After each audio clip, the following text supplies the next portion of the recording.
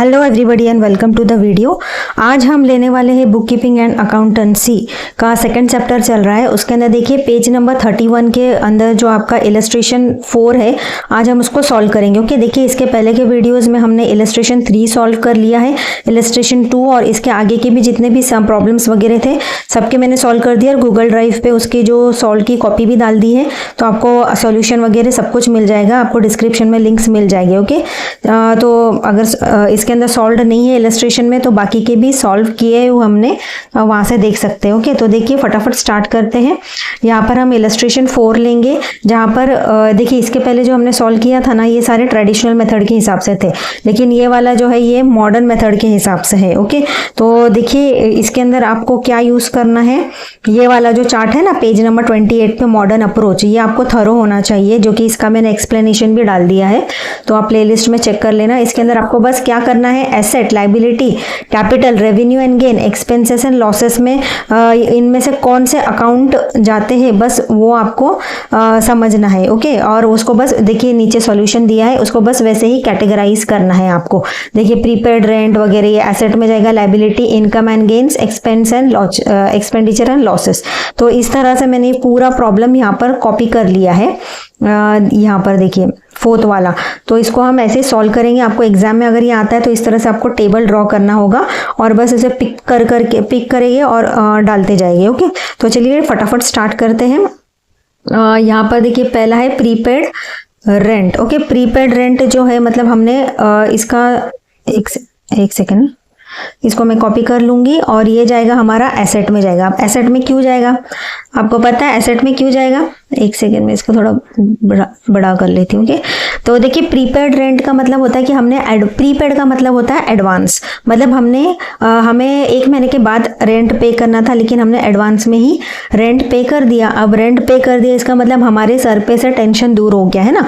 हमारे कल को वो हमारा ओनर आके हमारे सर पे खड़े नहीं रह सकता कि हाँ मेरा पैसा दो, क्योंकि हमने एक टेंशन हमारी दूर कर दी है कि हमने रेंट जो हमें कल 1 महीने के बाद देना था वो हमने अभी दे दिया, प्रीपेड कर दिया, तो हमारा ये एक टेंशन चला गया। टेंशन क्या मतलब कहीं ना कहीं हमारा ये एसेट हो गया, हमने हमारा फ्यूचर का हमने लायबिलिटी जो थी उसको एसेट में कन्वर्ट कर दी, उसको पेमेंट करवा करके, है ना। तो ये हमारा फायदा ही हुआ कहीं ना कहीं, तो फिर इसलिए अभी प्रीपेड रेंट जो है वो एसेट में आएगा। ओके, अब सैलरी जो है वो एक्सपेंडिचर एंड लॉसेस में, अभी हमने हमारे जो ये होंगे एम्प्लॉयज होंगे उन लोगों को हमने सैलरी दिया रहेगा, तो ये हमारे लिए बिजनेस के लिए क्या हो गया, एक्सपेंस एंड लॉस हो गया, है ना। तो ये इसको हम एक्सपेंस एंड लॉस के अंडर लिखेंगे। अभी देखिए bank loan. Okay, bank loan को मैं कॉपी कर लेती हूँ, बैंक लोन अकाउंट। अभी ये यहाँ से हमने कॉपी किया।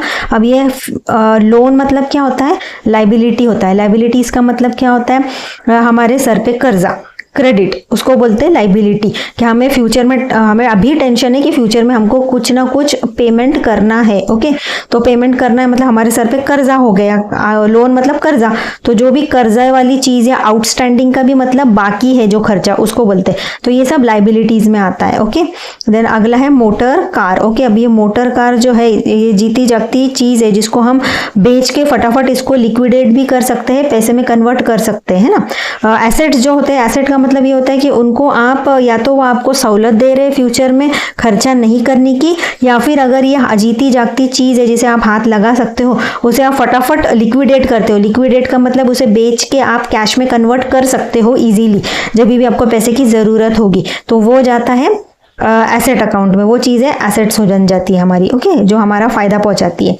तो अगला है मोटर कार हो गया। Rent payable. रेंट पेएबल मतलब हमारे को सर पे खर्चा बाकी है, हमको हो सकता कोई शॉप वगैरह का रेंट देना बाकी है, ना ही प्रीपेड है ना ही एडवांस है, तो ये हो गया हमारा लायबिलिटी। ओके, इसको भी मैं थोड़ा सा बड़ा कर देती हूँ। ओके, छोड़ो। रेंट पेएबल क्या हो गया मेरा, लायबिलिटी हो गया। अभी अगला देखते हैं बैड डेब्ट्स। अभी बैड डेब्ट्स कौन से होते हैं, ये एक्सपेंस है, एंड लॉसेस में जाएगा। ये हमारे बैड डेब्ट्स का मतलब होता है लॉस। बैड डेब्ट्स वो लोग होते हैं जिनको हमने कर्जा दिया या उधारी में माल दिया और इन लोगों ने हमारा पैसा डुबा दिया, ठीक है, या हमारे पास से माल खरीदा और इन लोगों ने क्या किया, हमारा माल का पैसा ही नहीं दिया और अभी हम लोगों को ऐसा लग रहा है कि ये पैसा हमारा डूब गया, वापस आने भी नहीं वाला है, इनसे हमारे को कोई एक्सपेक्टेशन भी नहीं है, तो वो लोग होते हैं बैड डेब्ट। साल भर में उनका पैसा आना था लेकिन यहाँ हो सकता है वो मर गए हो, डेथ हो गई हो, या वो गायब हो गए हो, हमारा पैसा लेके भाग गए, या हमारे से माल सामान हमारे जो गुड्स थे वो लेके चले गए और वो हमें वापस नहीं मिलने वाले पैसे, उसको हम बोलते हैं बैड डेब्ट्स, जो कि लॉस में आता है, जो एक्सपेंडिचर एंड लॉसेस में आएगा। कॉपीराइट जो है, ये कॉपीराइट को मैं कॉपी कर लेती हूँ, ये होता है हमारा एसेट। ओके, एसेट के टेबल में ही आपको दिया रहता है। Then interest received, interest receive मतलब आपका फायदा हो गया, income and gains. Okay, interest received.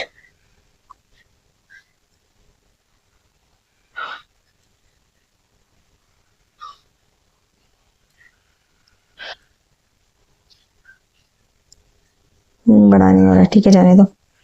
Dividend received, dividend receive मतलब हमने किसी कंपनी के शेयर वगैरह खरीदे रहेंगे, उसके ऊपर वो कंपनी को कुछ फायदा हुआ रहेगा और उसका जो प्रॉफिट है उसने हमारे को डिविडेंड के रूप में हमारे साथ शेयर किया, तो ये क्या हो गया, इनकम एंड गेन्स हो गया।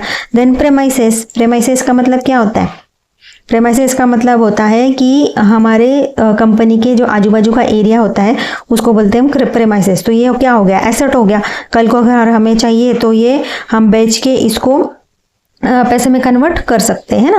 तो ये इंश्योरेंस प्रीमियम, इंश्योरेंस प्रीमियम हमने भरा होगा तो ये एक्सपेंडिचर एंड लॉसेस में जाएगा। ओके, हमारा खर्चा हो गया। अभी अगला है ऑडिट फीस। ऑडिट फीस भी क्या है, जो हम ऑडिट करवाते हैं ना इनकम टैक्स वगैरह भरने के पहले, तो वो हम कोई ऑडिटर आते हैं, सीए वगैरह आते हैं, उन लोगों से हम करवाते हैं तो उनको हमें फीस वगैरह देना पड़ता है, तो वो क्या हो गया, हमारे लिए खर्चा हो गया, ऑडिट फीस। ओके, तो देखिए यहाँ पर इलस्ट्रेशन 4 जो है यहाँ पर मैंने कंप्लीट कर दिया है। ओके, इस तरह से ये देखिए पूरा आंसर है। तो आई होप आपको समझ गया होगा। कोई भी प्रॉब्लम कंफ्यूजन है, कैसा लगा वीडियो, कमेंट जरूर करिएगा और अपने दोस्तों के साथ इस चैनल को शेयर करिए ताकि उनका भी थोड़ा फायदा हो जाए। ओके, और पूरा वीडियो देखा करिए। तो चलिए मिलते हैं अगले वीडियो में, तब तक के लिए गुड बाय।